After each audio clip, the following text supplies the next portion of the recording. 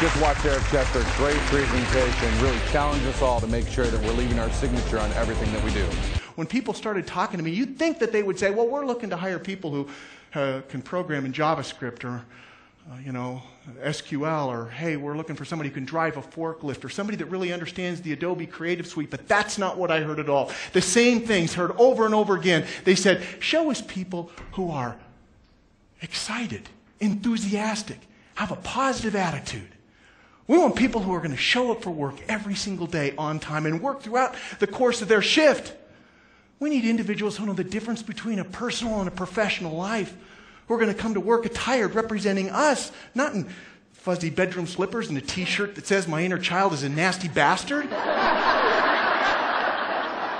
We want people who will work for us and not just do the minimum daily requirement. We'll go above and beyond the standard. Look to find ways to create value. Know where the elbow grease is and understand that we've got to move ourselves forward by creating value in this company, in this organization. I don't care if you're flipping pizzas or flying the space shuttle. They're non-negotiables. There's no one in this room that could be in this room if you threw one or more of these under the bus. You think about the people that report to you right now. What if they were excellent in 6 of them, but really bad in the 7th? What if everything was perfect, but you just couldn't trust them? Or you could trust them, everything was great, except they just didn't show up 2 or 3 days a week.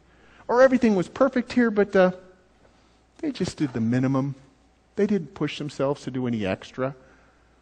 See, they're non-negotiables in every single business, in every single industry, in every single career, at every single level. As an award-winning keynote speaker, an in-the-trenches expert in generational differences, and the author of the only business book on work ethic written in the last 100 years, Eric Chester is the premier expert on what today's leaders need to do to engage, develop, and retain the emerging workforce.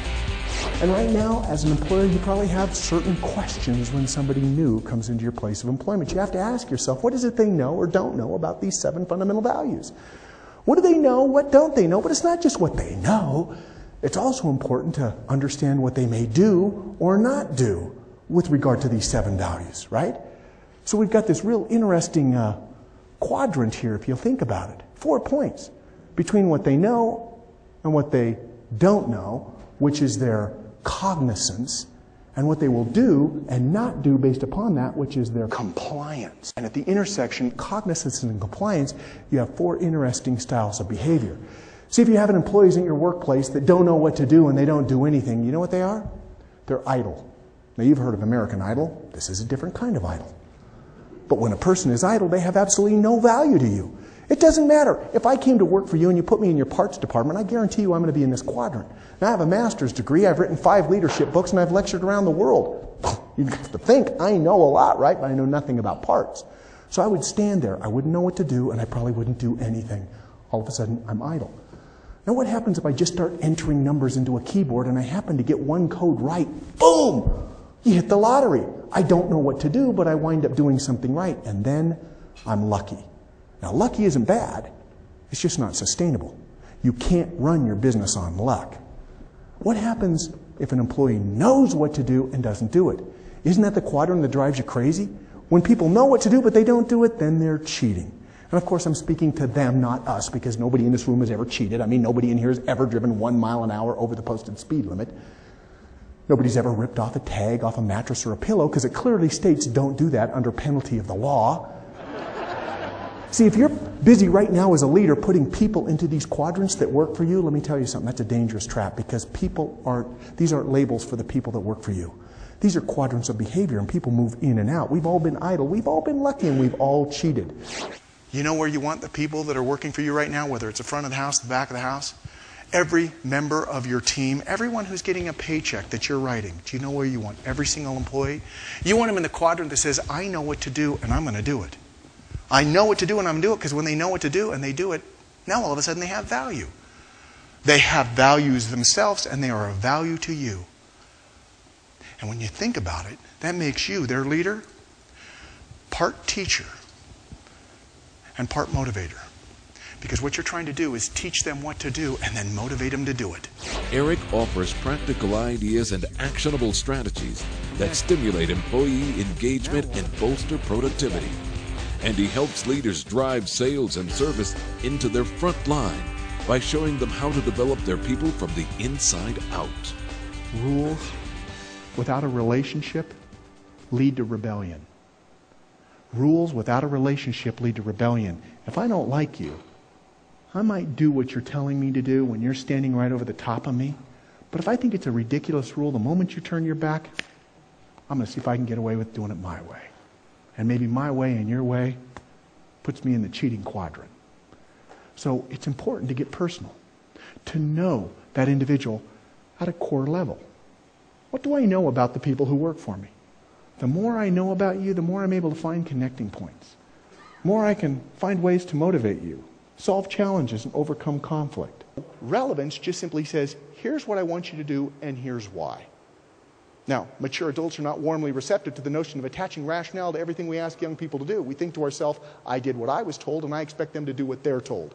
I say jump, you say, because that's the way you played the game. But here's the thing. You can't manage them the way you were managed. You can't teach them the way you were taught. You can't parent them the way you were parented. The golden rule says, do unto others as you would have them do unto you. But the platinum rule says, do unto others as they would have done unto them. That puts the onus on us to know who they are.